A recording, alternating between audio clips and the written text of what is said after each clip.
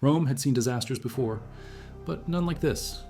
October 6th, 105 BC, near Arausio on the Rhone, 2 entire Roman armies, 80,000 legionaries, 40,000 auxiliaries, and camp followers, annihilated in a single afternoon.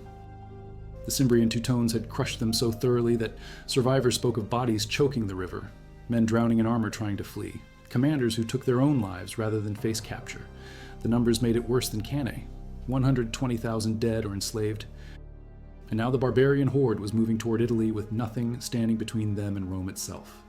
3 years later, in the summer of 102 BC, 30,000 Romans stood on a hill near Aquae Sextiae in southern Gaul. Below them, over 100,000 Teutones and Ambronese, warriors who'd tasted Roman blood at Arausio, who'd spent years raiding through Hispania and Gaul, who believed they were unstoppable. The Romans had lost 5 armies to these tribes. 5.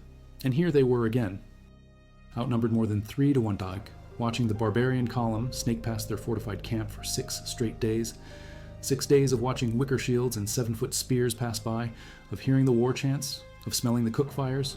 The Teutones taunted them, asked what messages the Romans wanted carried to their wives when the barbarians reached the city.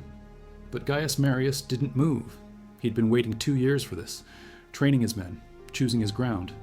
And when the slaughter finally came, it would be so complete that 90,000 barbarians would die in a single day. This is how 30,000 destroyed 100,000. This is Aquae Sextiae. If you value documented military history and tactical genius like this, subscribe. It's the best way to support our work. Also comment from which city you're hearing this from. This script is researched and factual, using sources from Plutarch's Life of Marius, written around 100 AD, citing eyewitness accounts from Marius's own officers, including Publius Rutilius Rufus, who fought at Arausio, and from the updated Wikipedia Battle of Aquae Sextiae article with archaeological evidence published October 15th, 2022. Now back to the information. 113 BC. The Cimbri left Jutland, flooding drove them out, their homeland swallowed by the North Sea. They moved south, and the Teutones joined them. By 109 BC, they defeated Marcus Junius Silanus somewhere on the borders of Roman Gaul. 107 BC, they crushed Cassius Longinus near Burdigala, modern Bordeaux, killing the consul and most of his army. Then Arausio. The commanders Quintus Servilius Caepio and Gnaeus Mallius Maximus hated each other. Caepio was a patrician, Mallius a new man. Caepio refused to coordinate, kept separate camps. When the Cimbri attacked on October 6th, they hit Caepio's force first, slaughtered it, then turned on Mallius. The Romans had their backs to the Rhone, nowhere to run. The river filled with armored bodies, 80,000 regulars dead, 40,000 non-combatants butchered, 2 of Mallius's sons among the slain. The young Quintus Sertorius survived by swimming the Rhone in full armor. He'd spy on the barbarians later, disguised as a tribesman, speaking their tongue well enough to gather intelligence in their camps. Rome panicked. They broke their own laws and elected Gaius Marius consul for 104 BC, despite him having served just 3 years prior. Then again for 103, and 102, and 101, 5 consecutive consulships. Unprecedented, illegal, necessary. The Cimbri had saved Rome by accident. They marched into Hispania instead of Italy. That bought Marius time. He built an army from nothing, waived property requirements, recruited from the poor citizens, gave them standardized equipment, professional training, made them carry their own packs, muli Mariani, Marius's mules, 30,000 Romans, 40,000 Italian allies. He drilled them at Aquae Sextiae for months, made them build fortified camps every single night, made them watch the barbarian tribes from safety so they'd lose their fear of the Germanic war cries and enormous physiques. 102 BC. The barbarians returned from Hispania. The tribal confederation split. The Cimbri and Tigurini would cross the Alps from the northeast. The Teutones and Ambrones would invade from the west through Liguria. King Teutobod led them, over 100,000 warriors plus women and children in the baggage train. They marched down the Rhone. Marius waited for them at the junction of the Isère and Rhone rivers near Valence. The Teutones tried to goad him into battle, failed. Tried to storm his camp, failed. Marius had built it too well, ditches and stakes and towers, so the barbarians gave up and started marching past. It took 6 days for the entire column to pass Marius's fortified position. 6 days of insults, 6 days of the Teutones asking what messages to carry to Roman wives. Marius smiled and followed. Every night, the Romans built a new fortified camp. Every night they stayed just out of reach, keeping rough terrain between them and the barbarians. Marius shadowed them for weeks, 120 miles south. The Teutones were getting close to Italy, 19 miles from the port of Massilia, near the spa town of Aquae Sextiae. Marius knew the ground.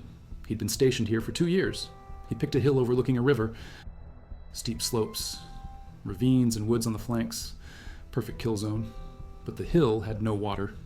His legionaries would have to fetch it from the river below. It happened by accident. Roman camp followers went down to the river for water. They ran into Ambrones bathing. The Ambrones were drunk and half naked, had separated from the main Teutonic force for reasons the sources don't explain. They'd been eating dinner, drinking. The river skirmish started small, water carriers versus bathing warriors, but the Ambrones called for help. Their tribesmen grabbed weapons and charged. On the Roman side, Ligurian auxiliaries dropped their entrenching tools and sprinted to help. No orders from Marius, just instinct. The Ambrones formed battle lines at the riverbank, weighed down by food, naked from bathing, drunk. They started their battle cry, "Ambrones! Ambrones!" beating swords against shields. The Ligurian auxiliaries heard it and froze. Then they started shouting back, "Ambrones! Ambrones!" Plutarch recorded it in chapter 10. Verses 5 through 6 of his Life of Marius. The Ligurians recognized the word. It was their ancient name, what they called themselves when speaking of their descent. Some scholars think it means the valiant. The two forces screamed the same word at each other across the riverbank. Then they crashed together. Marius hadn't planned this, but he saw the opportunity and formed up his legions, marched them down to reinforce the Ligurians. When the Romans arrived, they hurled their pila, heavy javelins with soft iron shanks that bent on impact, rendering enemy shields useless. Drew their gladii, short swords designed for close work, waded in. The Ambrones were caught against the river with Roman heavy infantry pushing from high ground. They broke, tried to flee across the water. Thousands drowned or were cut down in the shallows. The Arc riverbed, normally shallow, almost dry half the year, filled with corpses.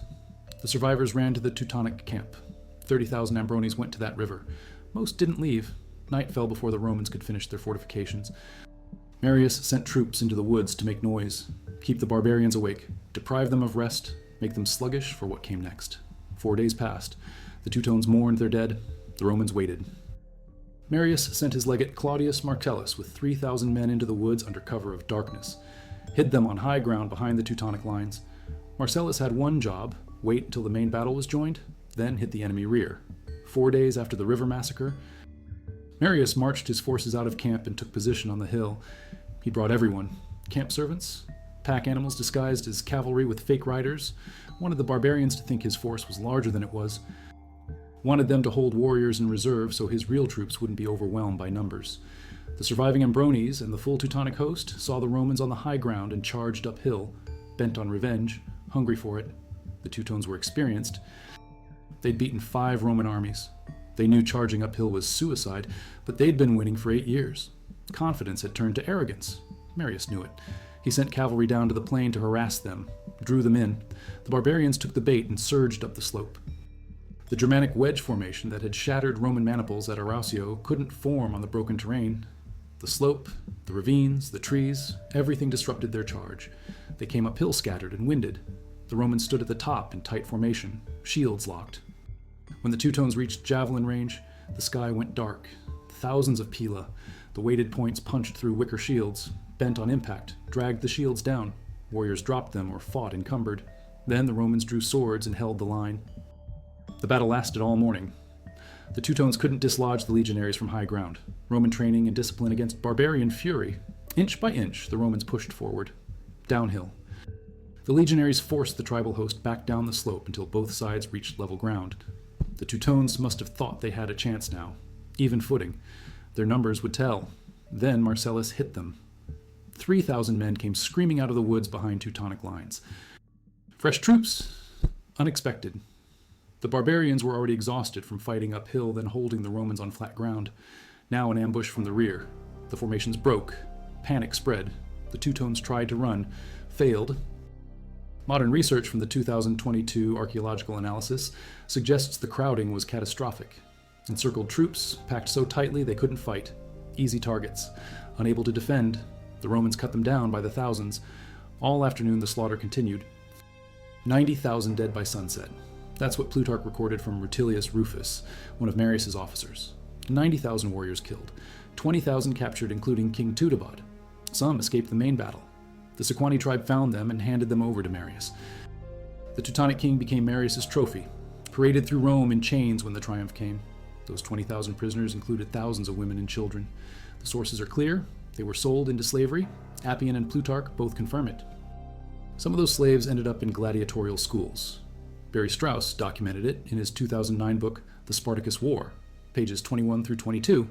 Captives from Aquae Sextia were among the rebels in the Third Servile War that started in 73 BC. Teutonic and Ambrone survivors who'd been enslaved for nearly 30 years joined Spartacus when he broke out of the ludus and Capua. They'd seen their world destroyed at Aquae Sextiae. Then they tried to destroy Rome's, but that came later. In 102 BC, Marius had 300 captured women. The sources are specific. 300. The surrender terms demanded they be handed to the Romans.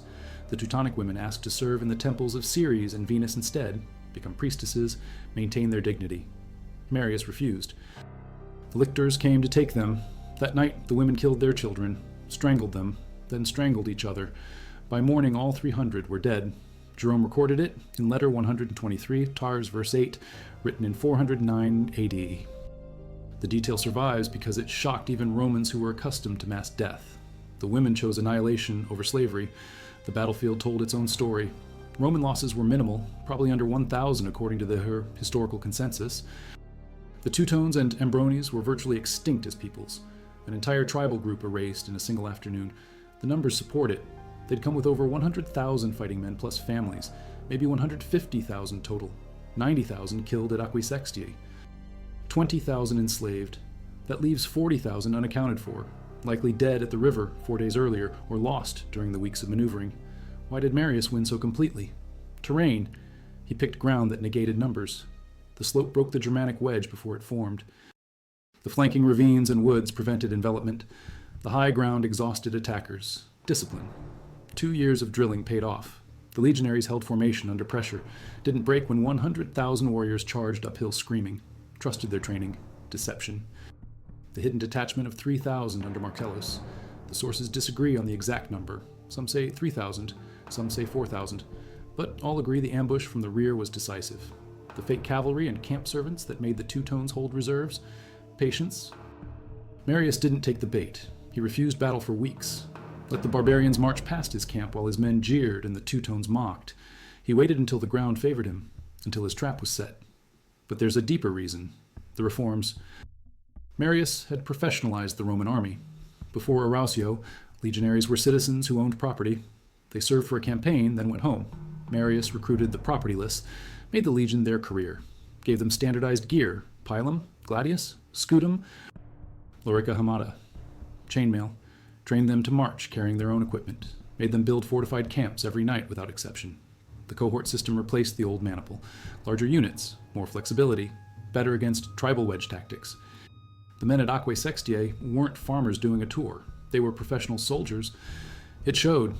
The battle also showed Roman tactical evolution. At Arausio, 3 years prior, the Romans had fought in the traditional manner. Separate commands, political rivalries, older formations. The Cimbri and Teutones had destroyed them. At Aquae Sextiae, Marius used combined arms, heavy infantry holding high ground, cavalry harassing to draw the enemy in, light Ligurian auxiliaries, exploiting the river skirmish, the hidden flanking force. He used the ground, he used deception, he used the enemy's arrogance. Every advantage, tactical and psychological. The aftermath validated the strategy. Marius had solved half the problem. The Teutones and Ambrones were annihilated, but the Cimbri remained. 101 BC. They crossed the Alps into northern Italy. Quintus Lutatius Catullus, Marius' co-consul, failed to hold the passes. The Cimbri flooded into the Po Valley. Marius marched north and joined forces with Catullus. They met the Cimbri at Vercellae on July 30th. Another massive battle. The Cimbri had chained their formations together to prevent retreat. It made them vulnerable when the Romans broke through. Dust storms blinded the barbarians. Marius' legions slaughtered them. 140,000 more dead according to the sources. King Boiorix fell. The Cimbric women committed mass suicide like the Teutones had. The threat was over. Rome celebrated, but the victory planted seeds of destruction. Marius' reforms professionalized the army but changed its loyalty. Soldiers now looked to their general for pay and land, not the state. Marius set the precedent. 5 illegal consecutive consulships, an army personally loyal to its commander. Sulla would follow the pattern, then Pompey, then Caesar. The Marian reforms that saved Rome from the Cimbri made the civil wars inevitable. Professional armies loyal to generals who could march on Rome itself. The Republic would die from the medicine that cured it. But in 102 BC, none of that had happened yet. Marius returned to Rome a hero. The Senate awarded him a triumph. He paraded Teutones through the streets in chains, displayed captured weapons and standards, the best armor and swords from the battlefield, collected specifically for the celebration. Manius Aquilius carried the report to the Senate. 37,000 superbly trained Romans had defeated the Teutones in 2 engagements. 37,000. The actual number deployed was 70,000 total counting allies, but the message emphasized quality over quantity, training over numbers, discipline over courage. The sources for Aquae Sextiae are remarkably consistent. Plutarch, writing around 100 AD, drew from eyewitness accounts, including Rutilius Rufus, who served under Marius and fought at Arosio. Appian's Civil Wars, written in the mid-2nd century AD, provides supporting detail. Livy's Epitomes mentioned the battle, though his full account is lost. Ferocious, in the early 5th century, preserves casualty figures. The modern Wikipedia article on the battle, updated October 15th, 2022, synthesizes ancient sources with archaeological evidence. The battlefield location near modern Aix-en-Provence fits topographic descriptions. The Arc River, where the Ambrones died, the slopes of Mont Sainte-Victoire, where the main battle was fought. Though local tradition falsely links the mountains named to the Roman victory, Frederic Mistral debunked that. The actual site was likely near Pourrières, about 15 miles from Aquae Sextiae, where the final slaughter occurred. The Ligurian connection to the Ambrones remains mysterious. Plutarch recorded that the Ligurians recognized Ambrones as their ancient tribal name. Some scholars suggest ethnic affinity. Others think it coincidence. The word might mean the valiant, warriors shouting it as a battle cry. The Ligurians echoing it back because it resonated with their own identity, or it might have been a shared ancestor group from centuries prior when tribes migrated and split. The sources don't explain. They just record the moment, 2 forces screaming the same word across a riverbank before killing each other. The women's mass suicide echoed through Roman culture. Jerome mentioned it 4 centuries later. It became a legend of Germanic heroism, even though Romans were the victors. The image of 300 women strangling their children, then each other, rather than submit to Roman slavery, impressed even a civilization that routinely crucified thousands and fed criminals to wild animals in arenas. The Teutonic women chose death over dishonor. The Romans respected that even as they enslaved everyone else. The tactical details reward close examination. Marius positioned camp servants and disguised pack animals to create the illusion of larger forces. The Teutones held warriors in reserve because they thought they faced more Romans than actually deployed. That reserve never entered the battle. They were bypassed when Marcellus hit the rear. The deception worked at multiple levels: strategic, making the enemy cautious, and tactical, keeping fresh troops out of the fight when Roman numbers were already stretched. The 3,000 men under Marcellus, some sources say 4,000, remained hidden for 4 days. That's discipline, staying silent and still in the woods while the battle approaches, waiting for the exact moment. Marcellus timed it perfectly. Hit the Teutonic rear when they had already been pushed back down the hill, when they were tired and crowded and vulnerable. The timing made the ambush decisive instead of merely effective. The river battle 4 days earlier was equally instructive. The Ambrones had separated from the main Teutonic force. Nobody knows why. Maybe they were scouting. Maybe moving to a better water source. Maybe internal tribal politics. The sources don't say, but they camped alone and paid for it. When Roman camp followers stumbled into bathing Ambrones, the skirmish could have stayed small. Instead, both sides escalated. The Ligurian auxiliaries charged without orders. The Ambrones formed battle lines, drunk and half-armed. Both committed to the fight. Marius arrived with the legions and turned a skirmish into a slaughter. 30,000 Ambrones dead. The river choked with bodies. It set up the main battle 4 days later. The Teutones enraged, mourning, desperate for revenge. Marius exploited that, used their anger, drew them uphill where anger couldn't overcome gravity and exhaustion. The sources mentioned several small details that ring true. The noise in the woods at night to keep barbarians awake, the 4-day pause between river battle and main engagement, the Teutones waiting on the plain instead of attacking the Roman hill position, the morning-long stalemate on the slope before Romans pushed downhill, the crowding that made the massacre possible when Marcellus ambushed the rear. These aren't the kinds of details later historians invent. They're messy and specific, the hallmark of accounts based on participants. Rutilius Rufus was there. He gave Plutarch numbers that Plutarch recorded: 90,000 killed, 20,000 captured. under 1,000 Roman losses. The numbers are almost certainly exaggerated, but the ratio probably holds. This was a catastrophic defeat for the Teutones, an overwhelming victory for Rome. Compare it to Arausio 3 years earlier. There, Roman commanders Caepio and Mallius refused to cooperate, kept separate camps. Political and social rivalry outweighed tactical sense. Caepio was patrician, Mallius was plebeian. Caepio wouldn't take orders from a social inferior. The Cimbri exploited the divided command, hit one force, then the other, destroyed both, 120,000 Romans dead. At Aquae Sexti, Marius had unified command. His word was law. The ambush force under Marcellus followed orders and stayed hidden for days. The Ligurians integrated with the legions. The cavalry harassed, then withdrew. Every element coordinated. Unity of command decided both battles. Lack of it doomed Arausio. Presence of it won Aquae Sexti. The refugee crisis that started the whole conflict deserves mention.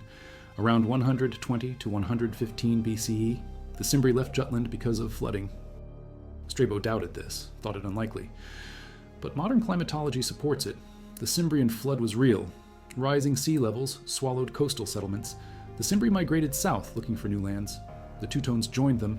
Together, they defeated the Scordisci and Boii. Many Boii joined the migration. By 113 BC, they'd reached Neraea near the Alps and defeated Gnaeus Papirius Carbo. Then they wandered through Gaul and Hispania for years, raiding, recruiting, growing.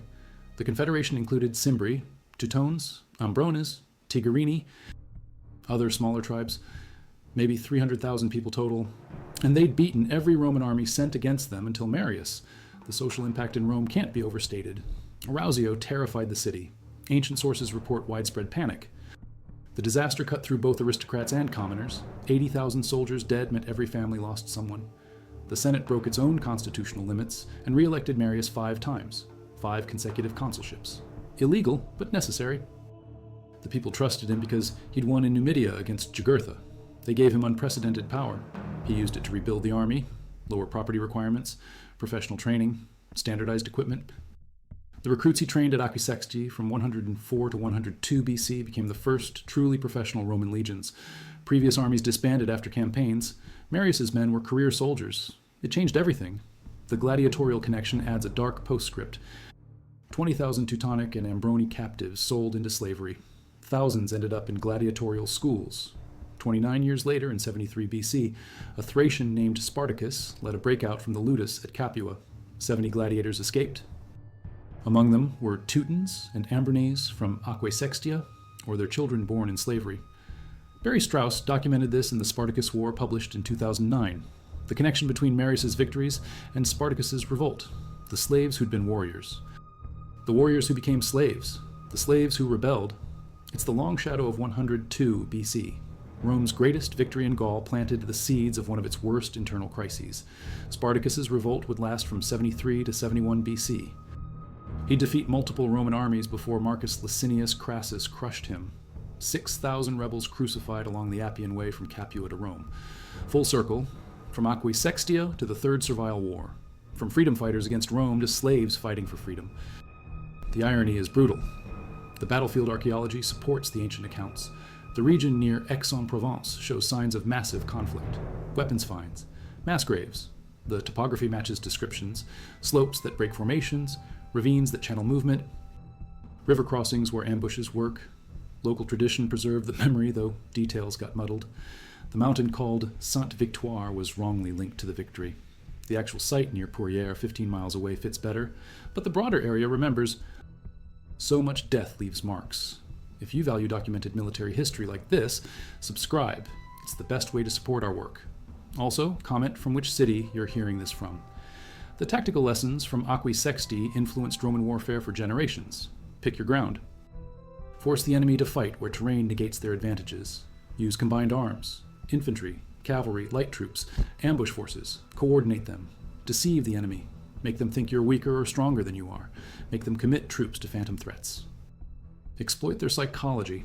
The Teutones were arrogant from years of victories. Marius used that, drew them uphill, let them exhaust themselves. Struck when they were vulnerable. Classic tactical doctrine that would be taught in Roman military academies for centuries. The Cimbric War as a whole marked a turning point. Rome faced existential threat, not from Carthage or Macedon, established powers, from barbarian tribes pushed south by climate change.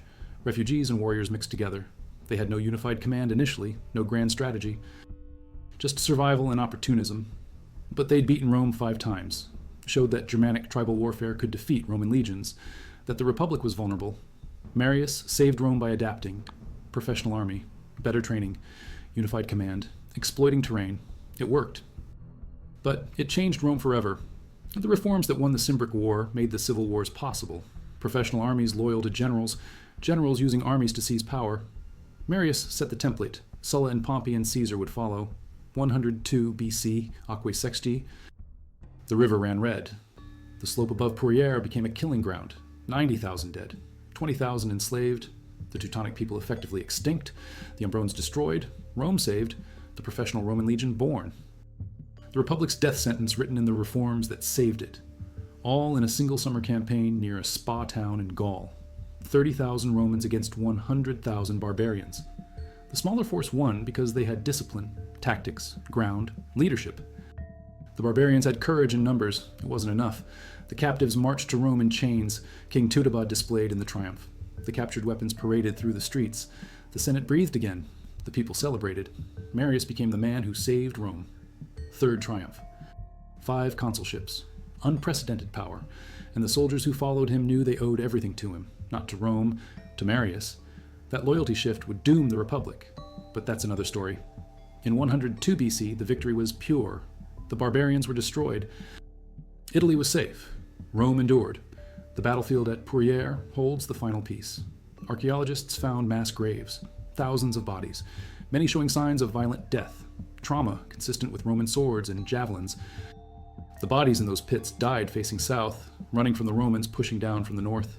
The rear-facing wounds suggest Marcellus's ambush from behind, the crowding Plutarch mentioned, the massacre that modern research confirmed. The graves were dug quickly. Bodies thrown in without ceremony. That's what genocide looks like. That's what happens when one army destroys another so completely that 90,000 die in an afternoon.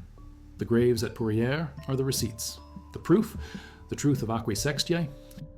Marius reported to the Senate. 37,000 superbly trained Romans defeated the Teutones in 2 engagements. Aquilius carried that message. Thus, the Senate heard it. Rome understood. Quality beats quantity. Discipline beats courage. Training beats numbers. Professional soldiers beat tribal warriors. It was the future. Rome would conquer the Mediterranean with professional legions, would hold an empire for centuries because soldiers like those at Aquae Sextiae. But those same soldiers would march on Rome, would fight civil wars, would crown emperors and depose them, would become the real power in the state. Aquae Sextiae was the beginning. Rome saved, Rome changed, Rome doomed. The Teutonic women strangling their children in the night. That image haunted Rome. Jerome wrote about it 3 centuries later because it said something true about honor and choice and the limits of power. Rome could enslave the survivors, could parade the king, could sell 20,000 into gladiatorial schools and mines and brothels. But it couldn't make the women submit. They chose death, chose to kill their children rather than let them be slaves. The Romans who read Jerome's account centuries later understood. They lived in an empire built on slavery. They knew what slavery meant. And they knew what those women did was both horrifying and magnificent. The courage to refuse, the will to die free. 90,000 dead, 20,000 enslaved, 300 women and their children dead by their own hands, 100,000 Romans saved from invasion. The Republic preserved for another 70 years. Professional legions created. The seeds of civil war planted, all from one battle near a spa town in Gaul, all because Gaius Marius picked a hill and waited for the enemy to charge uphill into a killing zone. All because 3,000 men hid in the woods for 4 days, then hit the enemy rear. All because Roman discipline held while barbarian courage broke. Aquae Sextiae, 102 BC, the day 30,000 destroyed 100,000. The tactical innovations Marius employed at Aquae Sextiae became standard doctrine. The fortified camp system he'd perfected over 2 years. Every single night, his army built ditches, ramparts, stakes, watchtowers. The camps followed identical layouts, rectangular, 4 gates, streets in a grid, command tent at center. A soldier could wake up in darkness anywhere in the empire and know exactly where everything was. That standardization saved lives. It also exhausted the enemy. The Teutones watched Romans build fortress after fortress every evening. Impregnable positions. They tried to storm the camps after Arausio and failed. Lost men for nothing, so they stopped trying. That was psychological warfare, making the enemy believe you're invincible, making them refuse to fight except on your terms. The pilum design Marius refined became legendary. The Roman javelin with its soft iron shank that bent on impact. Soldiers couldn't throw it back, couldn't use it as a spear, and if it stuck in a shield, the weight dragged the shield down. Warriors either dropped the shield or fought one-handed trying to support the extra weight. Marius understood material science. The weighted point penetrated, the soft shank bent, the weapon became useless except for that first devastating impact. Multiply that by thousands of pila thrown simultaneously, and you understand why the Teutones couldn't close with Roman lines. They took the javelin barrage first, lost shields, lost formation, then met the gladius at a disadvantage. The gladius itself deserves examination. 18 inches of double-edged steel, designed for stabbing, not slashing. In tight formation, Romans could thrust between shields, the blade went between ribs, into organs, fatal wounds delivered without exposing the soldier. The short sword worked because Romans fought in close order. Shield to shield, mutual protection. Barbarian longswords needed room to swing. In press of bodies, they were useless. The gladius worked anywhere. That's why Romans dominated close combat, superior weapons designed for their tactical system. The cohort organization Marius pioneered changed legion structure permanently. Before, legions fought in maniples, small units of 120 men, flexible but fragile. The cohort combined 6 maniples into a unit of 480 men, bigger, sturdier. Better against the massed charges tribal warriors favored. At Aquae Sextiae, cohorts held the line when 100,000 Teutones charged uphill. The formations didn't break. The manipular system would have shattered. The cohort system endured and became standard for the next 5 centuries. Every Roman legion that conquered Gaul and Britain and Dacia fought in cohorts because Marius proved they worked against barbarian hordes. Training made the difference at every level. Marius drilled his men for 2 years. Sword work, shield work, marching in formation, building camps, every day. Repetition until movement became instinct. When the Teutones charged uphill, Roman soldiers didn't think. They locked shields, threw javelins, drew swords, advanced on command, all automatic, all drilled. The Teutones were brave. Individually, they were fierce warriors, but they fought as individuals. Romans fought as a machine. That machine ground 100,000 barbarians into the dirt at Aquae Sextiae. The aftermath of the battle revealed Roman ruthlessness. The 20,000 prisoners included women and children, all enslaved, sold in markets at Rome and Capua and elsewhere. Families separated. Warriors who'd fought for freedom became gladiators and mine slaves. Women became domestic slaves or worse. Children grew up in bondage, never knowing freedom. This was standard practice. Every Roman victory produced slaves. The triumph Marius celebrated paraded captives through Rome. Citizens cheered, bought slaves, considered it natural. The Teutonic people who'd migrated from Jutland seeking new lands ended in chains because they threatened the wrong republic. The economic impact was significant. 20,000 slaves flooded markets. Prices dropped. Wealthy Romans bought cheap labor. The gladiatorial schools acquired trained warriors for cheap. Those Teutonic gladiators fought in the arena for decades. Some survived long enough to join Spartacus in 73 BC. Think about that timeline. 29 years from capture to revolt. Almost 3 decades of slavery. Of fighting in the arena. Of watching Romans cheer while they killed each other. Then Spartacus offered freedom, offered revenge. Of course they joined. Some were Teutones who'd survived Aquae Sextiae as young men. Some were their children born into slavery. All wanted the same thing, to hurt Rome like Rome had hurt them. The connection between the Cimbric Wars and the Servile Wars runs deeper than personnel. Both exposed Roman vulnerability. The barbarian invasions showed that Rome could be defeated on the battlefield. The slave revolts showed that Rome could be threatened from within. Both required extraordinary measures. Illegal consulships for Marius. Emergency powers for Crassus. Both produced military heroes who used their armies for political power. Marius marched on Rome eventually. So did Sulla. So did Caesar. The precedent came from the Cimbric emergency. The Republic couldn't survive its own salvation. The numbers from Aquae Sextiae warrant scrutiny. 90,000 killed, 20,000 captured. These figures come from Plutarch citing Rutilius Rufus. Are they accurate? Probably exaggerated. Ancient historians inflated casualties routinely. But even if we have the numbers, the Teutones still suffered catastrophic losses. 45,000 dead is still genocide. 10,000 captured is still obliteration. The Teutones and Ambernes vanish from history after Aquae Sextiae. They don't appear again. That suggests the casualties were real, even if the exact numbers are uncertain. You can't lose 90,000 men and survive as a people. The gene pool is too small. The cultural transmission breaks. The Teutones died at Aquae Sextiae in every way that matters. Roman casualties being minimal makes sense given the tactics. They fought from high ground, behind shields, with armor, against exhausted enemies. The river battle might have cost a few hundred Ligurians and legionaries. The main battle cost fewer because the ambush prevented extended fighting. Once Marcellus hit the rear, the Teutones broke and ran. Running men are easy to kill. They expose their backs, drop their shields. Panic? The slaughter wasn't a battle at that point. It was execution. The crowding made it worse. Men trampled each other trying to escape. The Romans just had to keep killing, all afternoon, until sunset, until 90,000 lay dead. The significance of the Ambrones battle cry deserves more attention. Ambrones meant something to both sides. To the Germanic warriors, it was identity, pride, heritage. To the Ligurians, it was ancient memory, a name from before Rome, before the legions, when Ligurian tribes dominated northern Italy and southern Gaul.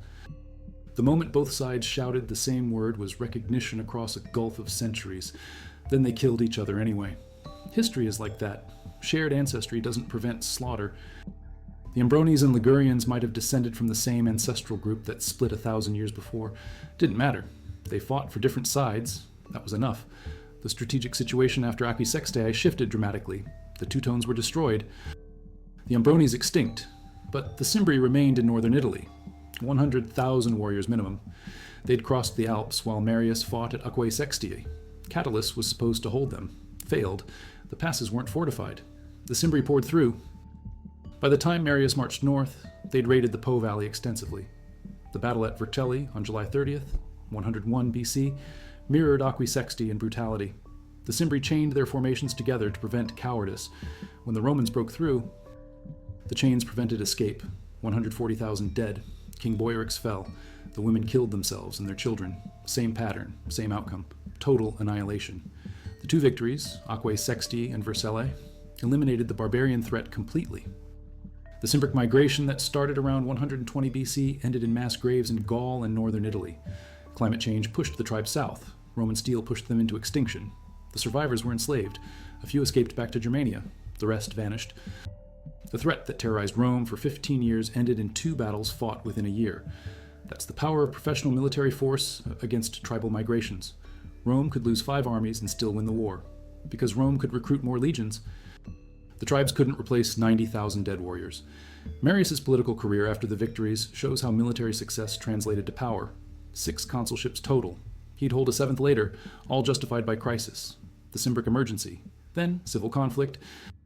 Then the social war. Marius became indispensable. The man who saved Rome. The people trusted him more than institutions. That trust was dangerous. When Sulla tried to strip Marius of command against Mithridates, Marius used force, mobilized supporters, seized Rome.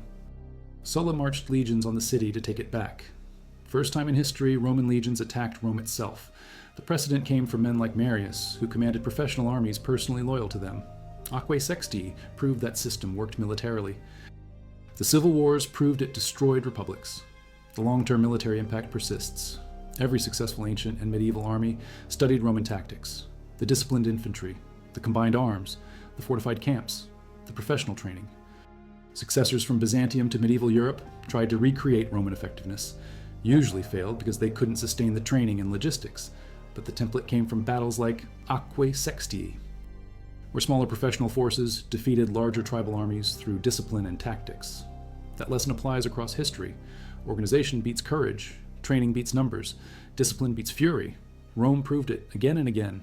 Acquis Sextiae was just the most extreme example. The cultural memory of the battle lived in Roman consciousness for centuries. Poets referenced it, historians studied it, military manuals cited it as exemplary. The image of Marius watching 100,000 barbarians charge uphill into certain death became iconic. The perfect battle. Total victory at minimal cost. Every Roman general wanted to replicate it. Few could. Most battles were messy, outcomes uncertain, casualties on both sides. Acquis Sextiae was clean, one side obliterated, the other nearly untouched. That's rare. That's why it echoed. The graves near Pourrières still hold the bones. Thousands of warriors who marched south thinking they were unstoppable, who'd beaten 5 Roman armies, who taunted Marius as they passed his camp, who charged uphill into javelins and swords, who died crowded together, unable to fight back. Unable to flee, the soil absorbed their blood, the river carried their bodies, the earth took them, and Rome marched on.